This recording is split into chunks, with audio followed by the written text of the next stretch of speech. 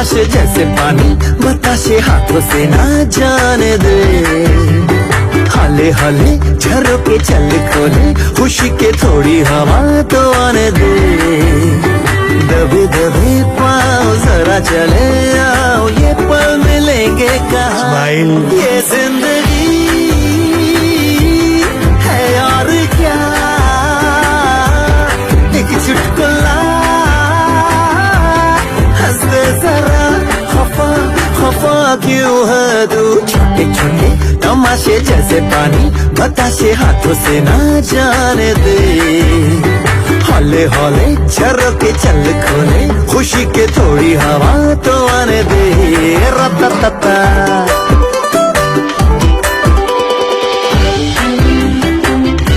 আসসালামু আলাইকুম এভরিওয়ান। ঈদের 5th ডে আমাদের একটা ফ্যামিলি ট্রিপ ছিল, ডে লং ট্যুর বলা যেতে পারে। আমরা সবাই মিলে গিয়েছিলাম ড্রিম হলিডে পার্কে।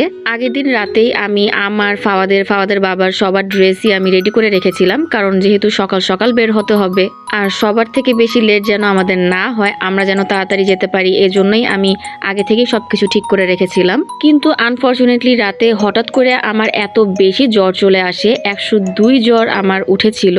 তো আমার হাজবেন্ড আমাকে মেডিসিন দেয়, আমি মেডিসিন খাই, আমার জ্বরটাও নেমে যায়। কিন্তু ভোর থেকেই আমার খারাপ লাগা কাজ করছিল। তো একটা টাইমে আমি আমার হাজবেন্ডকে বললাম তুমি একা যাও, কারণ আমার অনেক বেশি শরীরটা খারাপ লাগছে, আমি হয়তো যেতে পারবো না। নাস্তা খেতে বসেছিলাম, আমি ঠিক মতো নাস্তাও করতে পারিনি, চাটাও আমি ঠিক মতো খেতে পারিনি, আমার অনেক বেশি দুর্বল লাগছিল। তো আমি আমার হাজবেন্ডকে বলেছি তুমি একা যাও, কিন্তু আমার হাজবেন্ড কোনোভাবেই আমাকে রেখে যাবে না, কারণ আমি অনেক বেশি এক্সাইটেড ছিলাম এই ট্যুরটা নিয়ে। এর আগে ফ্যামিলি অনেকবার ট্যুর প্ল্যান করা হয়েছে, অনেকবার ফ্যামিলির সবাই মিলে ট্যুরে গিয়েছে, কিন্তু আমার কখনো যাওয়া হয়নি, এই ফার্স্ট আমি গিয়েছি, তাই আমার এক্সাইটমেন্টটাও একটু বেশি ছিল। আমি চেয়েছিলাম খুব সুন্দরভাবে সবাইকে নিয়ে ব্লগটা মেক করব, খুব সুন্দরভাবে আমরা ঘুরবো, কিন্তু তার কোনো কিছুই হয়নি। যাই হোক, আমার হাজবেন্ড যেহেতু একা যাবে না, আমাকে রেখে যাবে না, তাই ওর জোরাজোরিতেই আমার যেতে হয়েছিল।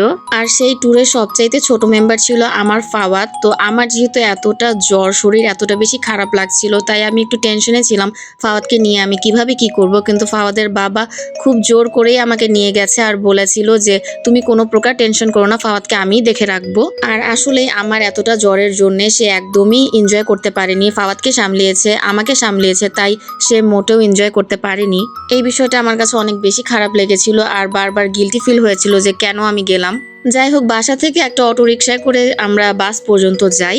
সবাইকে দেখে আমার অনেক বেশি ভালো লাগছিল, ভিতরে ভিতরে আমার অনেক বেশি খারাপ লাগছিল, অসুস্থ ফিল করছিলাম, কিন্তু তাও আমি খুব জোর করেই চেষ্টা করছিলাম ভালো থাকার, সুন্দর মতো ভিডিও করার।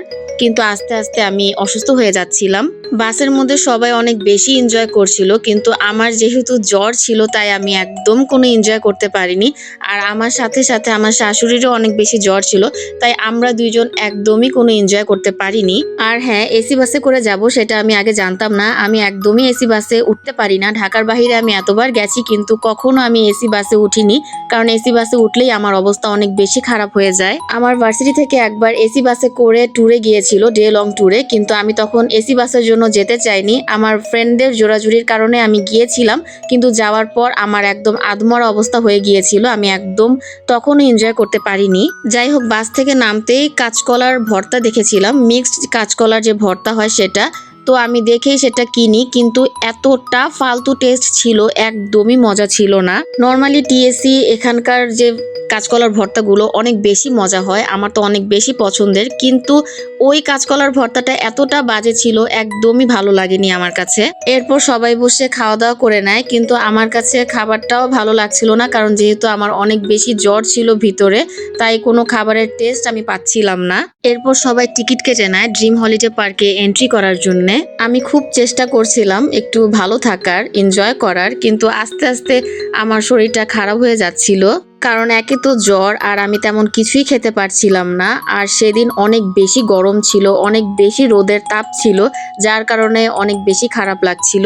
ভেবেছিলাম খালা শাশুড়ি, মামি শাশুড়ি, ননাস, ননদ, ভাবিরা সবাই গেছে, সবার সাথে অনেক বেশি মজা করব, কিন্তু আমি তেমন কিছুই করতে পারিনি, তাই অনেক বেশি খারাপ লাগছিল।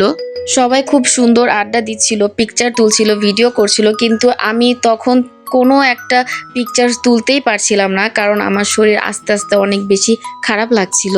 আর অতিরিক্ত গরম আর রোদের তাপের জন্য আমার আরো বেশি কষ্ট হচ্ছিল।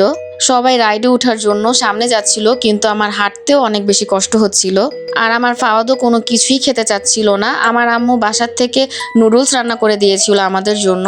তো একটা জায়গায় বসে আমি একটু ফাওয়াদকে খাওয়ানোর চেষ্টা করি, নিজে সামান্য কিছু খাই, কিন্তু আমার কাছে সেটাও ভালো লাগছিল না, কারণ যেহেতু আমার অনেক বেশি জ্বর ছিল ভিতরে। একে তো ফাওয়াদ তেমন কিছুই খাইনি, তাই ভাবলাম আগে ফাওয়াদকে খাওয়াই। আর আমার অনেক বেশি মাথা ঘোরাচ্ছিল, তখন আমি কোনো রাইডে উঠতে পারবো না, রাইডে উঠলে আমার আরও বেশি খারাপ লাগবে। তাই আমি আমার হাজব্যান্ডকে বললাম যে আগে ফাওয়াদকে কিছু খাওয়াই, দেন কোনো একটা রাইডে উঠবো সবার সাথে একসাথে। কিন্তু আমার এরপরে আর একটা কোনো রাইডেও উঠা হয়নি। সেখানে থার্মোমিটার তো নিয়ে যায়নি, হয়তোবা থার্মোমিটার দিয়ে জ্বর মাপলে দেখতে পেতাম 103-104 জ্বর উঠে গেছে। আমার পুরো শরীর জ্বরে একদম পুড়ে যাচ্ছিল। খুবই কষ্ট করে আমি সেখানে চলাফেরা করছিলাম, ফাওয়াদকে সামলাচ্ছিলাম। আমার এই অবস্থার জন্য আমার হাজবেন্ডও আর একটা কোনো রাইডেও তেমন উঠতে পারেনি। যে কয়টা রাইডে উঠেছে সেগুলো হচ্ছে ফাওয়াদের জন্যই উঠেছে, কিন্তু বড়দের কোনো রাইডেই উঠতে পারিনি। আর আমি তো কোনো রাইডেই উঠতে পারিনি। আমার অনেক বেশি ইচ্ছা ছিল স্পিড বোর্ডের রাইডটা উঠায়, কিন্তু আমি একটা কোনো রাইডে উঠতে পারিনি। পরবর্তীতে ফ্যামিলির সবার পিকচার ভিডিওগুলো দেখে আমার একটু হলেও খারাপ লেগেছে, একটু না অনেকটাই খারাপ লেগেছে, কারণ ভেবেছিলাম অনেক বেশি এনজয় করব, সবার সাথে পিকচার্স ভিডিও তুলবো, কিন্তু কোনো কিছুই হয়নি। ইনশাল্লাহ নেক্সট ডে যদি সুস্থ থাকি তাহলে আবার সবার সাথে কোথাও যাব, দেন অনেক বেশি এনজয় করব। আর সেদিন সারাদিন আমি ভারী তেমন কিছুই খেতে পারিনি। সারাদিন আমি আইসক্রিম, কোক এগুলোর উপরেই ছিলাম, কারণ অনেক বেশি রোদ ছিল, অনেক বেশি গরম ছিল, তাই আইসক্রিম, কোক এগুলোই অনেক বেশি ভালো লাগছিল।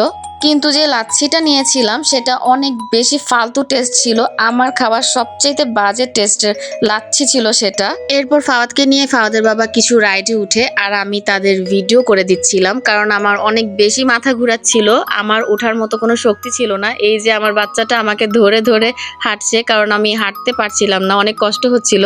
তাই আমার ছোট বাচ্চাটা আমাকে বলছে যে সে আমাকে ধরে ধরে হেঁটে নিয়ে যাবে। যে 4-5টা রাইডে ফাওয়াদ উঠেছে, ফাওয়াদ তো অনেক বেশি এনজয় করেছে।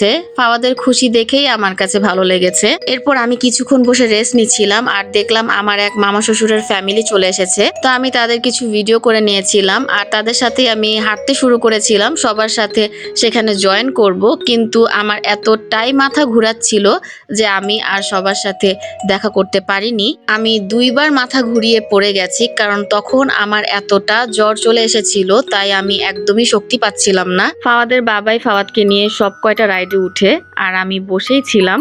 একবার তো মাথা ঘুরিয়ে পড়ে গেছি, পাশে একটা মেয়ে ছিল, সে আমাকে ধরে ফেলেছিল, না হলে অনেক বেশি অঘটন ঘটে যেতে পারতো। আল্লাহ বাঁচিয়ে দিয়েছিলেন বলেই খুব বড় ধরনের অঘটন ঘটেনি। আর আরেকটা বিষয় শেয়ার করি, সেটা হচ্ছে আমি ফাওয়াদকে কখনোই আমার হাতছাড়া করি না। সেদিন আমার এতটাই শরীর খারাপ ছিল, তাই আমি ফাওয়াদকে না ধরেই, আমার সামনেই ফাওয়াদ ছিল, ফাওয়াদের বাবাও ফাওয়াদের সামনেই ছিল। তো হঠাৎ করে একটা মহিলা এসে ফাওয়াদের হাত ধরে।